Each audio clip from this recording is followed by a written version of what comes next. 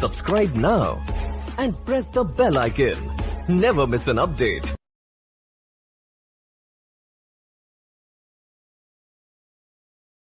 Ready? 5 seconds.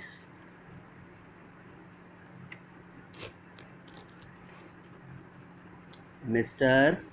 Vice Chairman, sir, I am grateful that you have given me a chance to initiate this debate on this important bill, that is the Commercial Division of High Courts Bill 2010. At the outset, let me make some general observations. This bill was passed by the other house without any discussion.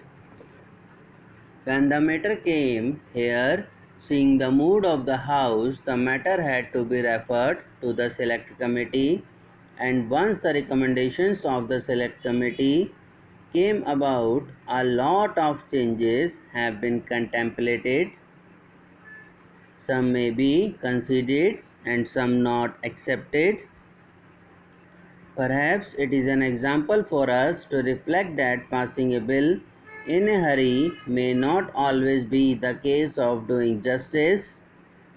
Sir, particularly such a bill which seeks for commercial division, creation of benches in the high courts, require a little more revision, even if there were pressing obligations on the treasury benches to ensure that bills had to be passed anyhow. I only hope that in future this issue will be kept in mind. Sir, what is the basic purpose of this bill? As I see it, to win investors' confidence, we have to have fast-track courts on the commercial side. The government has taken into account the Law Commission's report and some of the experiences of other countries. Now, what is the experience of the Western countries, particularly the US and England? If the plaintiff is an alien or an Indian seeking a relief against an American, then immediately the Indian system will be praised.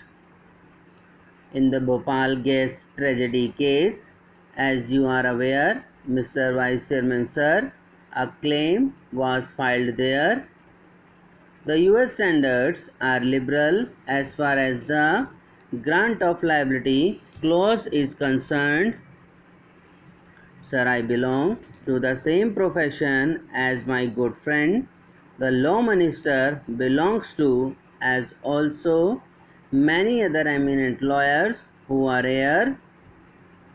I felt sorry when some lawyers from India went and gave affidavits in American courts saying that the judicial system in India had collapsed.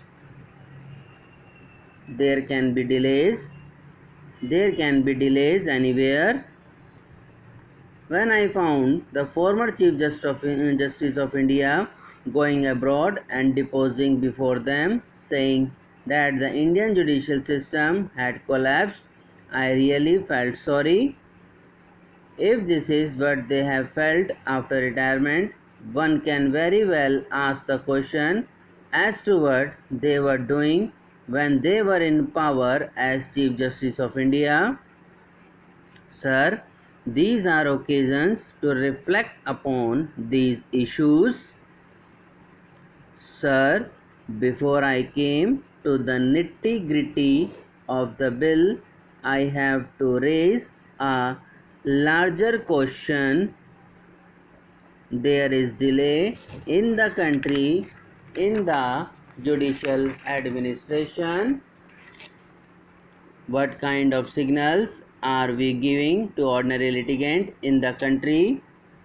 If certain cases become high profile, then they are taken out of turn because of variety of considerations. But an ordinary convicted criminal by a trial court is waiting for his turn in the High Court. The same is about the civil cases.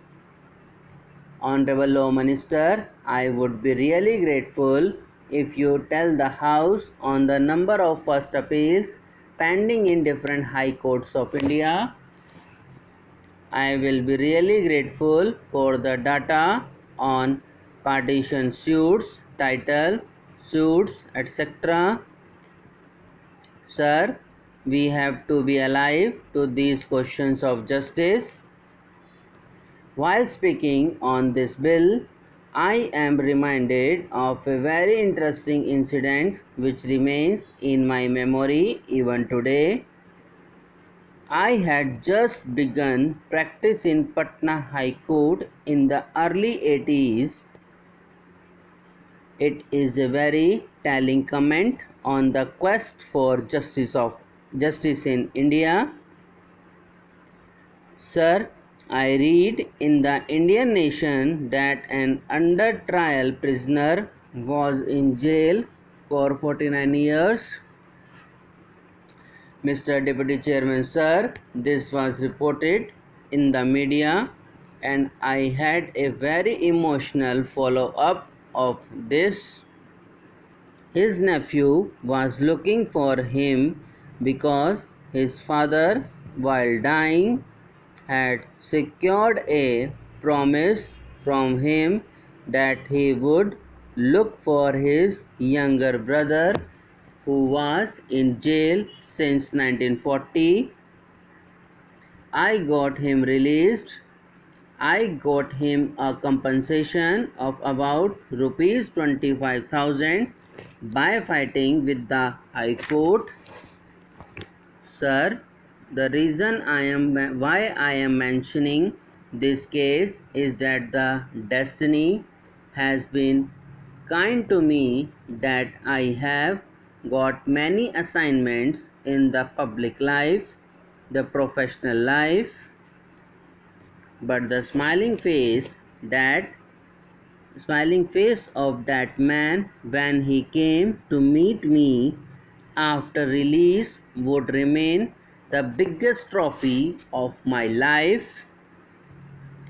But when we sit in Parliament, Honorable Law Minister, we do not go by technicalities alone because we represent also the soul of India in many ways, the concerns of India in many ways. The question we have to ask today is, when we are having a separate division for high flying commercial cases to be fast tracked, we are alive to the concerns of the poor common man who is languishing in jail or waiting for a little suit on the recovery of his house. These are issues to be considered. Subscribe now and press the bell icon. Never miss an update.